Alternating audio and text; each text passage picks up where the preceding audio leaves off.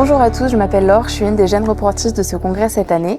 Et maintenant, je vais vous parler de la 5e table ronde qui a concerné les hyperglycémies néonatales transitoires et persistantes présentée par Elsa Kermovan. Il faut savoir que l'hyperglycémie néonatale, c'est une complication qui est très fréquente chez les enfants qui sont prématurés. Elle survient dans à peu près 30 à 80% des cas. Le plus souvent, elle apparaît dans la première semaine de vie et elle disparaît en quelques jours. La physiopathologie, c'est une résistance à l'insuline globale chez les enfants prématurés. Vous devez savoir que tous les néonatologues et médecins en général sont inquiets par l'hypoglycémie chez les enfants, mais il faut savoir que l'hyperglycémie a également ses complications et il faut nécessairement la traiter. Les principales complications, donc l'hyperglycémie cause une hyperosmolarité plasmatique, une glycosurie qui est osmotique et donc une déshydratation qui peut avoir des séquelles très graves, notamment chez l'enfant prématuré. C'est également un frein à l'augmentation des apports caloriques puisque le premier réflexe lorsqu'un enfant présente une hyperglycémie, c'est de réduire ses apports.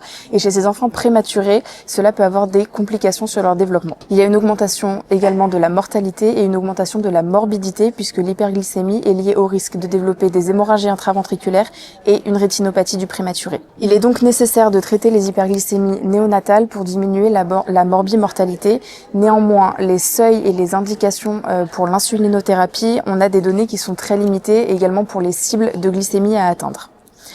Il y a une étude de cohorte prospective qui a été réalisée en 2020 qui a montré que l'hyperglycémie, c'est un facteur de risque indépendant de développer une rétinopathie sévère du prématuré. Et ils ont identifié des seuils d'exposition hyperglycémique qui augmentent de façon significative le risque de rétinopathie sévère.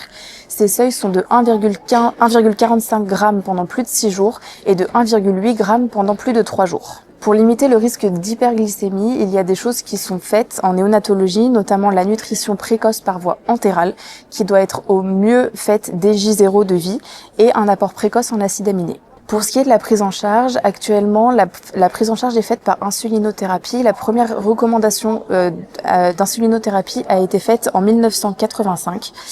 Et par contre, on se rend compte qu'il y a une grande variation de prise en charge de l'hyperglycémie en néonatologie.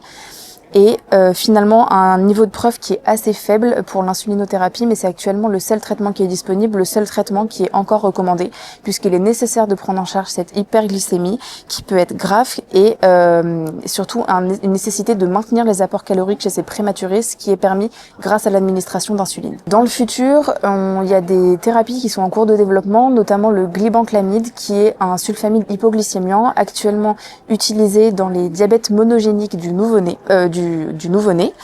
et qui a eu l'AMM en 2018 en suspension buvable, donc pour pouvoir être utilisé en pédiatrie. C'est actuellement un essai de phase 2 en cours pour le bébé prématuré de moins de 1,5 kg et de moins de 32 semaines d'aménorrhée avec des résultats qui sont très prometteurs.